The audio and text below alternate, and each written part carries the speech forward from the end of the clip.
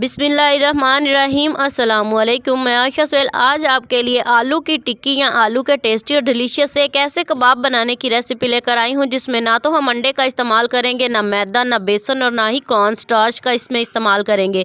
तो ऐसी क्या चीज़ हम डालेंगे कि इतने ज़बरदस्त और टेस्टी से बजट फ्रेंडली हमारे कबाब बनकर तैयार हो जाएंगे। ये इतने कम खर्च और लाजवाब बनकर तैयार होते हैं कि एक बार बनाएंगे तो बार बार यही बनाकर खाया करेंगे। अगर रोज़ भी बनाएंगे तो भी आपका बजट जो है वो नहीं फिसलेगा। अगर आप बजट के अंदर रहते हुए एक लाजवाब और उम्दा चीज़ तैयार करना चाहते हैं जो बाज़ार से कई गुना सस्ती हो और जायके में भी लाजवाब हो, तो ये वीडियो आप ही के लिए है।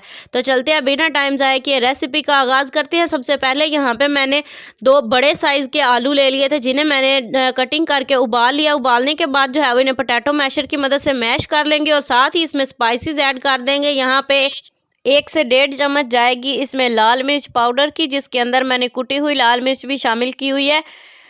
इसके साथ ही हम डालेंगे आधा चम्मच हल्दी।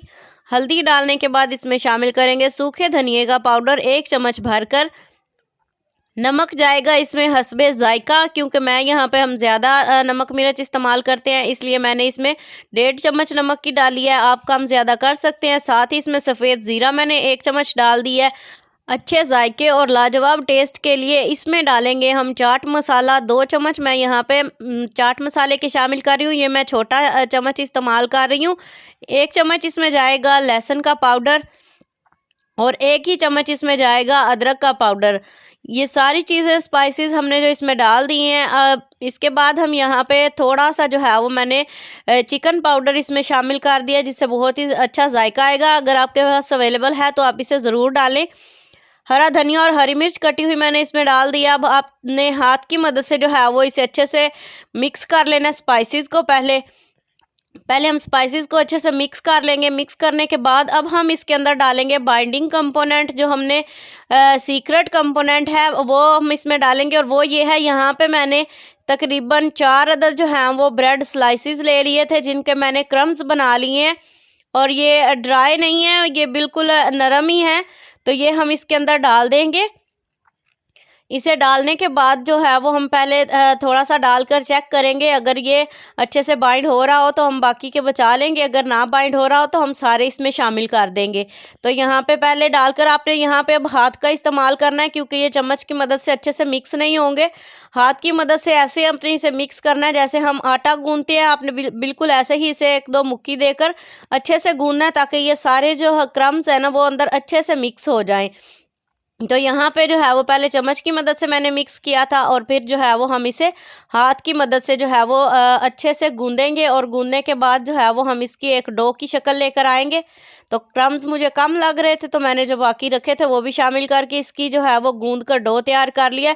तो देखें, बहुत ज़्यादा सॉफ्ट भी नहीं है और बहुत ज़्यादा हार्ड भी नहीं है। डो हमारे पास रेडी है। अब हाथों के ऊपर जो है वो घी से या ऑयल से अच्छे से हाथों को ग्रीस कर लें, और फिर हम थोड़ा सा यहाँ पे बैटर लेंगे डो का। अब हम इसे हाथ के ऊपर ऐसे रखेंगे और पहले हल्का सा आपने इसे दबा लेना है, ताकि जो इसकी बाइंडिंग थोड़ी बहुत रह भी गई हो तो वो अच्छे से हो जाए। तो ये देखें, बहुत ही इजीली जो है ये शेप में आ जाएंगे। ये इसे बहुत ही ज़्यादा जो है वो आपको मुश्किल नहीं होगी इन्हें बनाने में, बहुत ईजीली ये बनकर तैयार हो जाएंगे। तो उम्मीद करती हूँ ये आपको रेसिपी यहाँ तक अगर पसंद आ रही है, अगर आप अभी तक रेसिपी पर टिके हुए हैं तो वीडियो को लाइक कर दें। तो देखें माशाल्लाह कितनी ज़बरदस्त इसकी बाइंडिंग हुई है। इसी तरह से हम सारे जो हैं वो कबाब या आलू की टिक्की या कटलेट्स हम बना कर रख लेंगे, और फिर हमें इन्हें फ्राई करेंगे। फ्राई करने के लिए भी हमने बहुत ज़्यादा पैन को नहीं भरना, बिल्कुल थोड़ा सा। आप देख सकते हैं मैंने इसमें घी डाला है। जैसे ही घी अच्छे से गर्म हो जाएगा, एक एक करके बारी बारी जो है वो हम अपने कबाब या कटलेट्स इसमें रख देंगे। ये इतने क्रिस्पी और क्रंची बनकर तैयार होते हैं। आप एक बार इन्हें ज़रूर ट्राई करिएगा घर पर, और ट्राई करने के बाद फिर मुझे कमेंट में बताइएगा कि आपकी ये रेसिपी कैसी बनी और किस किस को पसंद आई। तो बहुत ही टेस्टफुल बनते हैं और क्रिस्पी भी बनते हैं। फ्राई करने के लिए देखें बिल्कुल थोड़ा सा घी इस्तेमाल हुआ है, और ये बजट फ्रेंडली रेसिपी है। आप इसे ज़रूर ट्राई करिएगा।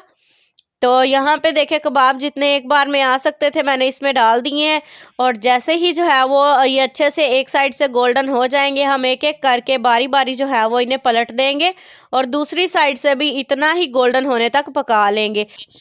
तो ये टेस्ट में भी बहुत लाजवाब बनते हैं और बहुत बजट फ्रेंडली सी रेसिपी है। हमारे घर में मैं इसे बहुत ज़्यादा बनाती हूँ, तो मैंने सोचा अपने फ्रेंड्स के साथ भी आज ये रेसिपी शेयर करूँ। इसी तरह से सारे फ्राई करके हम निकाल लेंगे। देखें माशाल्लाह माशाल्लाह कितने ज़बरदस्त, कितने कम खर्च और आसान सी हमारी रेसिपी बनकर तैयार हो चुकी है।